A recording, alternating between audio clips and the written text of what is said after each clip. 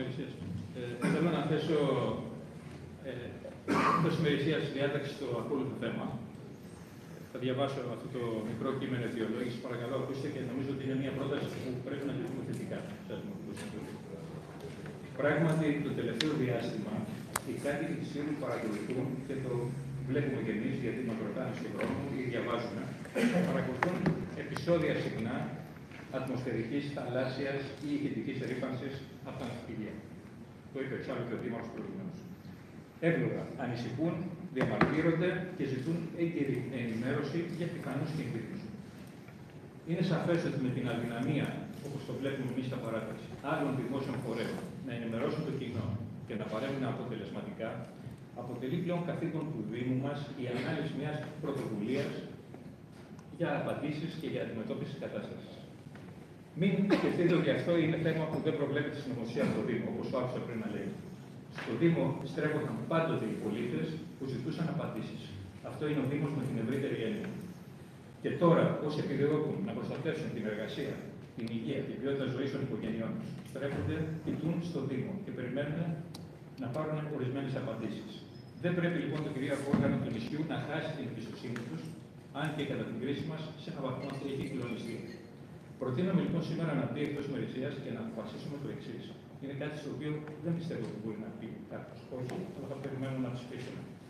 Να δημιουργηθεί μια τετραμελής επιτροπή υψηλού επίπεδου, αποτελούμενη από τον Δήμαρχο και τους 3 επικεφαλείς των παρατάξεων στο Δημοτικό Συμβούλιο, η οποία θα πάρει την ακόλουθη εντολή σήμερα από το Δημοτικό Συμβούλιο. Σε διάστημα 1 μήνα να διερευνήσει όλες τις πτυχές του ζητήματος, ερχόμενοι σε επαφή πρώτα απ' όλα φυσικά με τα ναυπηγεία, ώστε να ακούσει και να έχει άμεση αντίληψη και των θέσεων των ναυπηγείων, ακολούθως κάθε αρμόδια της δημόσιας υπηρεσίας και κάθε ενδιαφερόμενο φορέα ή πολίτη.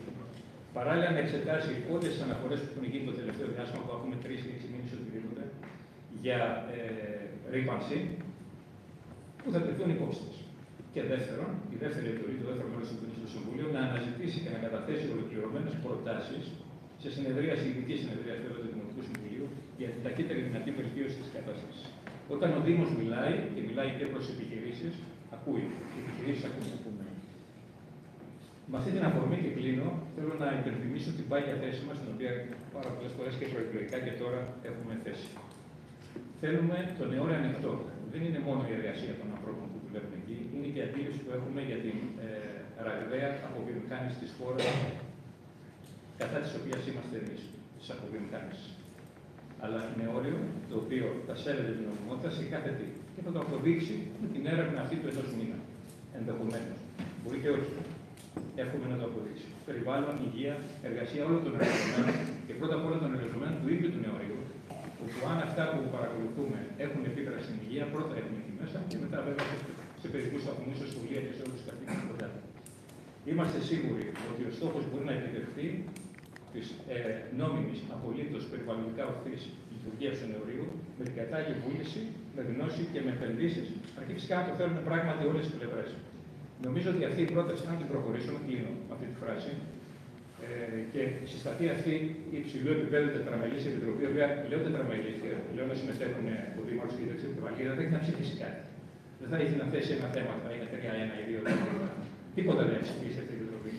Για 1 μήνα θα διερευνήσει όλες τις πτυχές και θα έρθει στο Δημοτικό Συμβούλιο να καταθέσει ένα πόρισμα και πιθανές δράσεις που πρέπει να γίνουν και μπορεί σε αυτή τη διαδικασία των συζητήσεων να βοηθήσει όλες τις πλευρές και τους δημότες να ανακτήσουν την εμπιστοσύνη τους και να πάψουν να μισθούν για την υγεία τους και την επιχείρηση στα ναυπηγεία, ώστε να δώσει όθηση και να αποδείξει ή να κάνει τις επενδύσεις που πρέπει για να λειτουργήσει φιλικά στο περιβάλλον. Ευχαριστώ.